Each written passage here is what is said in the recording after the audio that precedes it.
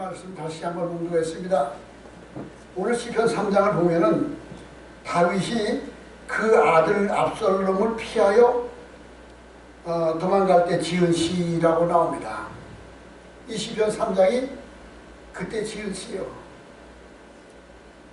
자기 아들 가운데 가장 사랑하는 아들 압살롬이 반역을 일으키고 자기를 죽이고 왕위를 빼앗으려고 예루살렘으로 쳐들어왔을 때 다윗은 곤궁하여 도망을 칩니다.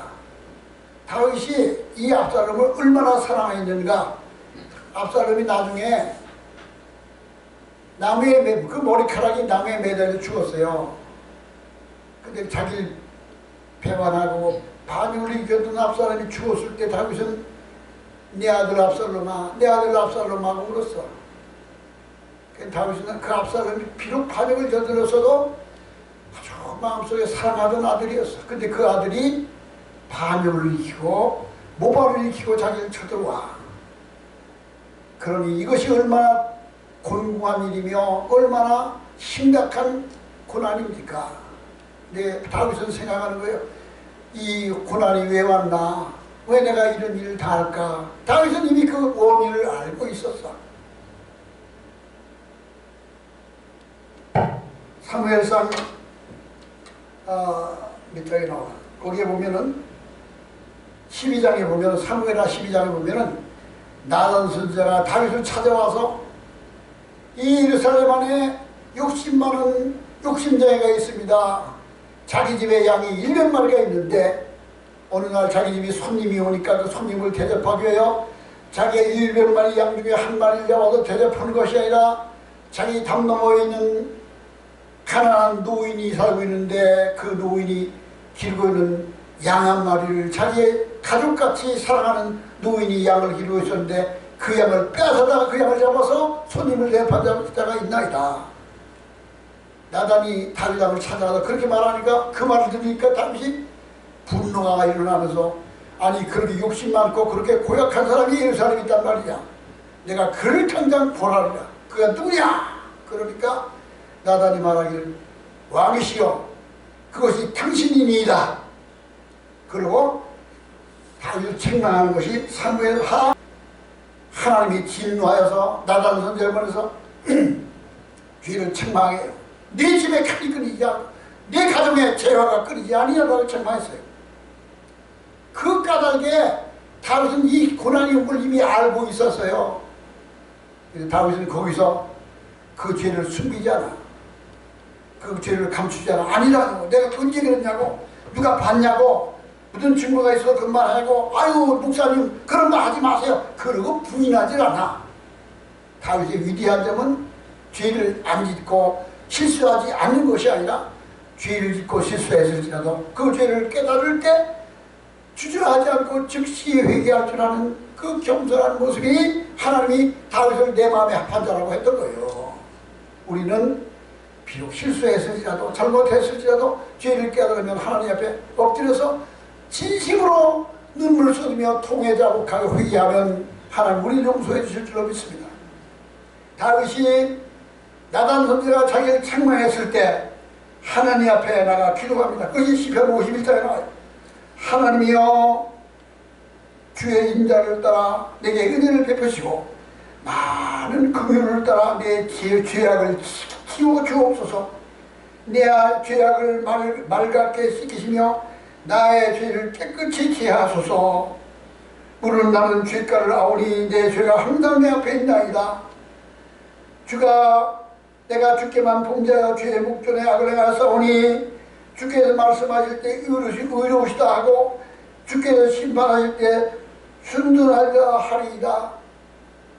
하나님이여 우슬처럼 나를 정결케 하소서. 내가 정하리이다.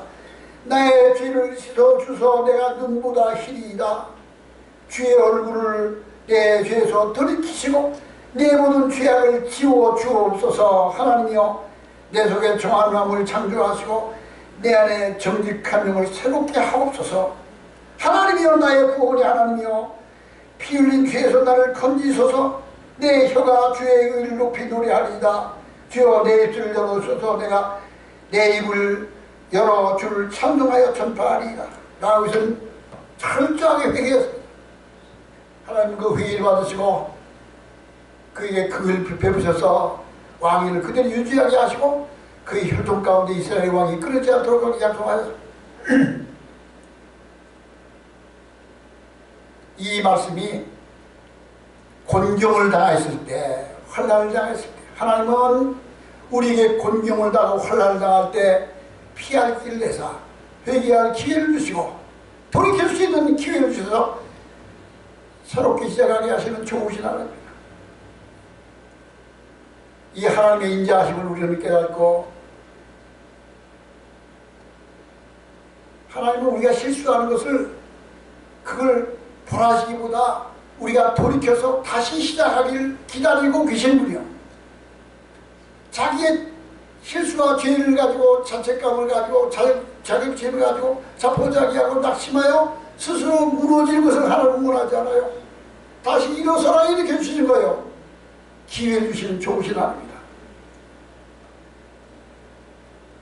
그리고 우리는 하나님 앞에 나가서 언제나 주의 긍휼을 구하는, 주의 자비를 구하는 하나님 앞에 통회자복하고 주 앞에 깨끗하게 온전케 되기를 소원하는 그런 믿음을 가져야 될 줄로 믿습니다.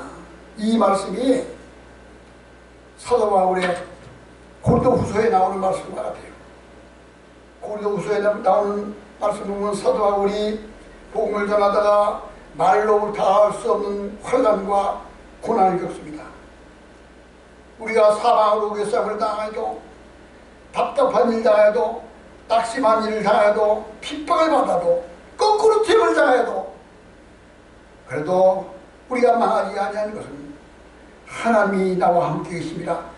이 보배를 질그릇에 가졌으니 우리 복음을 전하다가 환난을 당하고 어려움을 당할 때 답답한 일을 당하고 사망 우여쌈을 당하기도 하고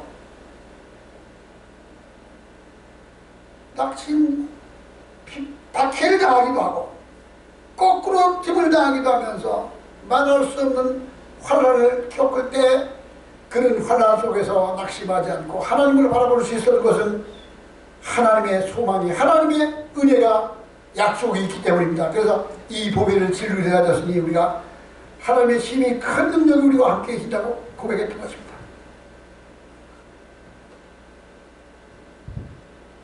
다윗의 장점이 바로 그것입니다. 우리는 다윗을 배워야 됩니다. 이 다윗의 사건을 통해서 성도들, 그리스도인이 고난을 당하면 그 고난은 우리를 유익하게 한다는 것을 말해주고 있습니다. 시편 117장 119장 71절에 고난당하는 것이 내게 유익이라, 이로 인하여 내가 주의 윤리를 배우게 되었나이다. 고난당하는 것이 내게 유익이라고 했습니다. 그래서 평안할 때 안정할 때 믿음이 해이해지고 나태해지고 방탕해지지만 고난이 오고 환난이 오고 시험이 오면 우리는 더 겸손하여 하나님과 가까워질 거예요. 그게 지금 이스라엘이라는 나라에 가보면, 이스라엘이 독립한 게 언제냐? 1948년에 나라를 독립했어. 언제 망했느냐? AD 65년경 로마의 타우스 장군이 예루살렘 들어와서 유대인들이 자꾸 반란을 일으키니까 예루살렘은 전부 거기 있는 유대인들을 모두 다 몰살시키고 남아있는 남성들을 전부 다 포로로 끌고 가고 나라를 없애버렸어요. 그게 AD 55년 그경에 이스라엘 나라를 없어졌어요. 그리고 거기는 팔레스타인 나라가 들어오고, 유대인들은 전 세계에 있는 유대인들은 족이 없어, 나라가 없어. 그게 언제까지? AD 55년부터 1948년까지 약 1900년 동안이나 나라가 없어. 가는 데마다 유럽에 있는 모든 사람들이 유대인을 욕합니다. 쭈이스가 욕의 최고의 욕이었어. 유대인 놈들 라고 쭈이스라고 욕을 해요. 돌을 던져. 근데 그들은 그래도 아브라함의 자손인 것과 자기 민족이 선민이라는 것을 잊어버리지 않고 어디를 가더니 모여서 예배를 드리고, 그들의 제일 중요한 사건이, 그들의 중심이 뭐냐면 모여서 회당에 모여서 안식일 예배를 드린 거예요. 안식일 왜 안식일? 두 번째 10의 1조를 반드시 드리는 아주 철저한 안식일과 11조를 생명하게 지켰어요. 그러니까 그들이 비록 날아오는 민족으로 그렇게 흩어졌지만 그 믿음의 순종을, 그들이 환난을 당할 때 믿음이 온전해졌어. 근데요, 이스라엘 역사를 보면은 바벨론이 쳐들어와서 이스라엘 망하잖아요. 그러면 바벨론을 끌려간 유대인들이 거기서 하나님 앞에 기도합니다. 하나님, 우리가 이 누의 세월에도 견딜 수가 없습니다. 우리 나라를 회복해 주세요 라고 기도하면은, 회의하면은 다시 돌아오게 하셔. 아수리에까지 끌려간 북왕국 이스라엘 아수리에 끌려갔고, 남왕국 유다라는 바벨론에 끌려간 나라 망해버렸어. 그들이 회의하여 공으로 돌아오게, 고통을 회복해. 그 합창 가운데, 성가 가운데 히브리 노예들의 합창이라는 음악이 있어요. 그거를 연주할 때 그냥 웅장하게 그냥 그 음악이 아주 멋있어요. 히브리 노예들의 합창을 들어보면 정말 멋있어. 그 노예 그 가사를 들어보세요. 뭐라 그러나, 우리가 바벨론에 끌어갔는데 요단강이 그립대. 요단강 예루살렘이 그립대. 우리 고국에 돌아가고 싶대. 요단강 강가에 불어오는 바람 소리가 그립고 거기에 피는 나뭇가지가 흔들리는 게 그리워진다. 그렇게 그리워하잖아. 그리고 나라가 망한 다음에 1148년도에 독립을 했어. 그러니까 바벨론에 끌려가고 아수리에 끌려갔던 자들이 그 고레스 왕을 스룹바벨을 통해 고국에 돌아왔던 것과 같은 사건이야. 나라가 돌아와서 예루살렘을 독립을 했어. 그리고 중동전쟁이 6.1전쟁에서 물리치고 나라가 강력해져. 이스라엘 뒤에는 미국이 든든하게 받쳐주고 있어. 근데 지금은 요즘 이스라엘 하마스 이란과 전쟁하잖아. 근데 이스라엘 나라 형편이 어떠냐면, 불과 독립한 지 70년밖에 안 됐는데 이스라엘의 남녀 청년들이 동성애자가 얼마나 많은지 몰라요. 동성애는 성적 타락의 마지막이야. 유대인의 청년들이 동성애자죠. 이스라엘의 수도가 텔아비브야, 텔아비브. 근데 지난번 트럼프가 이스라엘의 수도는 예루살렘이다 라고 선포를 해서 실제적인 수도는 텔아비브야. 텔아비브에서 동성애 축제 날이 와.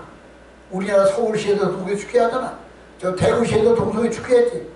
그러면 뻘개 먹고 나가자고 동성 남자 여자끼리, 여자끼리, 남자 여자끼리 그냥 텔아비브에서 동성애 축제라면 유대인들 청년들만 동성애자들이 아니라 세계 동성애자들이 다 거기 모아서 그냥 완전히 소돔고모라 타락하듯이 그렇게 타락해졌어요. 언제 70년 만에 그렇게 되버렸어. 그러면 옛날 그 예루살렘이나 유대나라를 보면 지금 하나님의 징계받기 직전이야. 근데 성적으로만 타락한 줄 아세요? 정책으로 어떤 줄 아세요? 지금 그 네타냐후가 그 이스라엘의 수장이 전쟁만 끝나면 바로 감옥 가게 돼 있어. 그러니까 네타냐후 이 사람은 전쟁이 끝나면 안 돼. 끝나면 자기는 감옥 가야 돼. 전쟁을 해야지 자기, 그러니까 끝까지 일하는 거 싸우는 거예요. 그리고 그들이 그 가운데 유다 지파, 제사장 지파들과 일반인과 또 외국에 들어온 유대인들과 그 갈등이 말도 못하게 갈등이 심해요. 아주 그냥 아주 서로 우리는 멀리서 보면 이스라엘이 발전하고 단결된다는 걸 보지만 말도 못하게 부패하고 나라가 문제 많은 나라가 되어버렸어. 그게 왜 그럴까요? 환난을 당하면 기도하고, 환난을 당하면 하나님께 천천히 돌아와, 잘못하고 회개하는데 조금 살만해지면 타락하는 게 인간의 모습이야. 그게 그들만 그래요?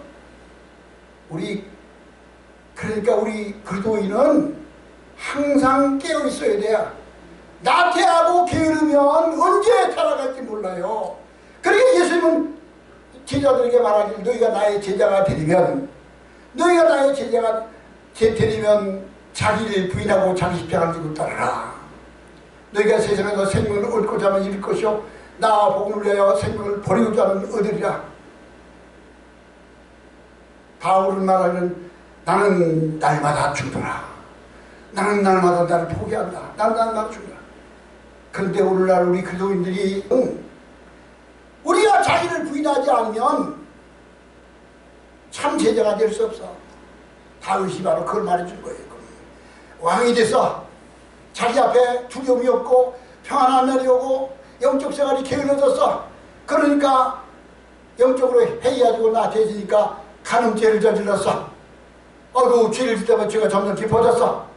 아이고 이 바세바가 이민을 해서 남편은 전쟁터에 가 있는데 야 이걸 어떻게 숨기면 좋냐. 우리 아가 알면 어떻게 할 거냐. 아이고 세상에 소문나면 어떡하지. 빨리 가서 우리 아를 돌아오게 해라. 우리 아가 급히 왕의 명령에 의해서 휴가를 왔어. 야 너 저쪽에서 공부도 많고 너무너무 수고했구나. 내가 너에게 특별 휴가를 준다. 특별 그리고 많은 먹이고 극진 대접하고 네 집에 가라. 그래서 바세바와 동침하게 하려고 한 거예요. 근데 우리 아가 너무 충성스러운 자라. 내 부하들이 하나같이 전쟁터에 있는데 내가 어찌 내 아내와 함께 발을 뻗고 자겠나이까. 나는 절대로 내 부하들이 전쟁터에 있는 동안에 나는 집에 들어가지 않게. 그리고 창문 앞에 천막을 치고 안 들어가. 다음 날 또 다윗이 우리 아에게 술을 먹이고 또 야 이제 너 이제 휴가다. 그리고 안 들으니까 어떻게 해요. 아 죄가 점점 깊어져. 편지를 써서 밀봉을 해서 올리는 거야. 열어보지 말아라. 요압 장군한테 갖다 줘라. 그래서 거기 뭐라 썼냐. 요압에게 이 우리아 편지를 두고 가는 우리아를 전쟁터 깊은 데 들어가게 해서 거기서 죽게 하라. 그 죽었어. 우리아가 사람들 다 모르는 줄 알았는데 하나님은 보셨어. 나단이 와서 말합니다. 당신이 우리아를 죽였지 않냐고. 그 초를 빼앗았지 않냐고. 그런데 거기서 누가 알아. 왕인데 여봐라 나단 전쟁을 끌어내라. 저놈 헛소리한다. 그러면 다윗이 아니지. 근데 그냥 시편 51절 보면 하나님이여 내가 죄악중에 탄생하였는데 내가 내 죄가 너무 큽니다. 나를 용서해달라고 회개하잖아요.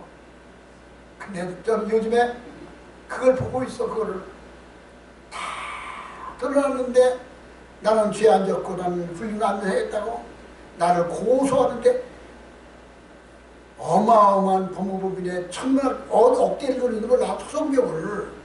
그러니까 그런 억대를 본 소송병 변호사하고 나하고 소송 변호사는 나하고 싸우는 거야. 이게 다윗 골프야 다윗 돌친 거야 주먹으로.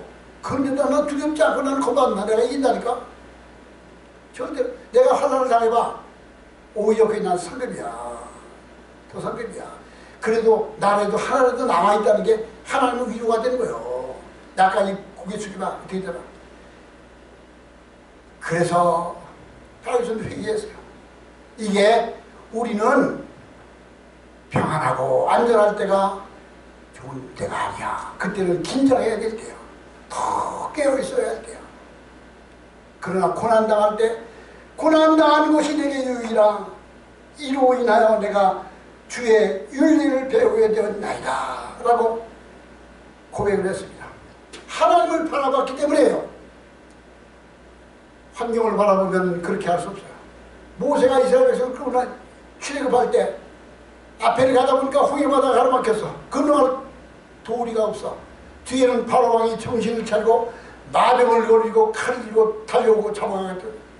자기 백성들은 모세를 원망하고 하나님을 원망해. 우리가 왜 애굽에 매장지가 없어서 여기까지 와서 여기서 죽게 합니까? 모세야 우리를 왜 이렇게 합니까? 막 원망하고 있는데 상황을 보면 절망할 수밖에 없었지만 모세는 환경과 상황을 보는 게 아니라 하나님의 약속을 봤어. 하나님의 배가 밤새 기도합니다. 하나님의 이 백성을 구원하소. 음성이 들리는 너는 두려워하지 말라. 내가 이 홍해바다 앞에 네 지팡이를 내옵니다. 아무나 지팡이를 내미니까 그 순간 동풍과 서풍이 불어오더니 바닷물을 밀어올리기 시작하더니 바닷 가운데 길을 내서 그 길로 이스라엘이 다 지나가게 하셨습니다. 홍해바다를 건너 광야 시나이 광야에 들어갈 때 낮에는 띠약빛 밤에는 추위. 그 이스라엘 땅 중동 지방은 낮에는 40도 50도까지 올라가지만 밤에는 영상 4도 5도까지 떨어져. 4도 5도가 얼마나 추운 줄 알아요? 낮에는 너무 덥고 밤에는 너무 추워요. 거기서는요. 그러니까 이스라엘 백성이 광야에서 견딜 수가 없어. 근데 하나님이 낮에는 구름기둥으로 태양빛을 막아주고 밤에는 그 추위를 불기둥으로 지켜주고 다 인도하시고 먹을 것이 없어서 그들이 우리가 음식을 어디서 구하냐고 하니까 아침에 일어나보면 온 주변에 버섯 같은 만나가 가득 쏟아졌는데 얼마나 맛이 있고 영양가 풍부한 만나를 40년 동안 한결같이 내려주시고 무렵더운 나할 때는 모세자야 이 바위를 치라. 바위에서 물이 솟아나서 생수를 마시게 하시고 환경을 보면 낙심할 수밖에 없었지만 하나님을 바라기 때문에 광야를 지나갈 수 있었던 거예요. 우리의 믿음은 환경을 보고 사는 게 아니야. 약속을 믿고 사는 거예요. 하나님이 내 편이 있다는 것에 그런 확신이 없으면 절대로 다윗은 시편 3장에 보면은 자기가 죄를 짓고 징계를 당함에도 불구하고 처음에는 회개하고 하나님 옆에 통회자박하고 회개했지만 여기서는 다윗은 담대해집니다. 죄를 지은 자로서 뻔뻔스러울 정도로 담대합니다. 여호와는 나의 방패시요 나의 영광을 드시는 자요 나의 머리를 드시는 신이다. 담대해집니다. 내가 내 목소리로 여호와께 부르짖었더니 하나님께서 성산에서 응답하시는도다. 내가 누워 자고 깨었으니 여호와께서 나를 붙드시미로다. 담대해졌어요. 왜? 하나님은 내가 비록 실수했을지라도 회개한 나를 다시 일으켜 세워준다는, 나를 버리지 않는다는 확신이 있었기 때문이에요. 그리고 뭐라 해요? 천만인이 나를 에워싸고 진칠지라도 내가 두려워하지 아니하리로다. 여호와의 일어나서 나의 하나님이여 나를 구원하소서. 주께서 나의 모든 원수의 뺨을 치시며 악인의 일을 꺾으셨나이다. 죄 지은 자, 하나님께 징계를 당한 자가 어떻게 이렇게 담대해질 수 있었을까요? 하나님이 그 죄를 용서하셨기 때문이며 하나님이 내 편이 된다는 확신이 있었기 때문인 거예요. 우린 다윗을 통하여 우리의 믿음을 받아야 됩니다. 그리고 그는 하나님 앞에 더욱 겸손해졌습니다. 그리고 그에게 구원의 은총을 누리게 하셨습니다. 하나님의 구원의 은총을 보여주셨습니다. 구원은 여호와께 있사오니 주의 복을 주의 백성에게 내리소서라고 고백합니다. 하나님의 자녀들에게 약속하신 구원은 하나님이 약속하신 것입니다. 사도 바울이 우리가 사방으로 의심을 당하고 답답한 일 당하고 환난 핍박을 당하고 위기를 당할 때 담대할 수 있었던 것은 이 보배를 질그릇에 가졌으니 이는 능력의 힘이 큰 것이 우리에게 있지 않고 하나님께 있음을 알게 하려 하십니다. 사도 바울이 그런 위기를 당할 때 담대할 수 있었던 것은 하나님이 내 안에 계시고 내 편에 진다는 확신이 있었기 때문입니다. 바울의 전도의 행수 속에서 얼마나 뭐라 그래, 40에 감한 매를 3번이나 맞고 태장에 맞고 파선한 백 가운데 굶주림과 배고픔과 추위를 겪고 내가 말할 수 없는 고난을 계속 당하는 고난을 하면 예수님의 12제자가 하나같이 다 순교했습니다. 사도 요한까지도 반모섬에서 순교했습니다. 왜 그럴까요?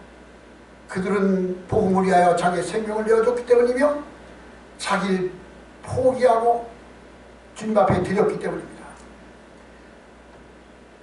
우리의 참다운 승리는 이 세상에서 주어진 것이 아닙니다. 하나님 앞에서 주께서 자라에도 다 착하고 충성된 종아라고 말씀하실 때 우리에게는 참다운 승리가 주어질 줄 믿습니다.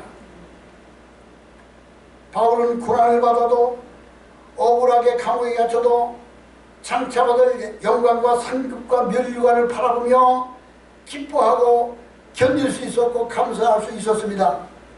그는 가진 것이 없어도 자족하는 마음을 가졌고 무명한 자 같으나 유명한 자요 죽임을 당하는 자 같으나 죽지 않았고 근심하는 자 같으나 항상 기뻐하고 가난한 자 같으나 많은 삶을 부유하게 하고 아무것도 없는 자 같은 자였으나 모든 것을 가진 자로다라고 했습니다.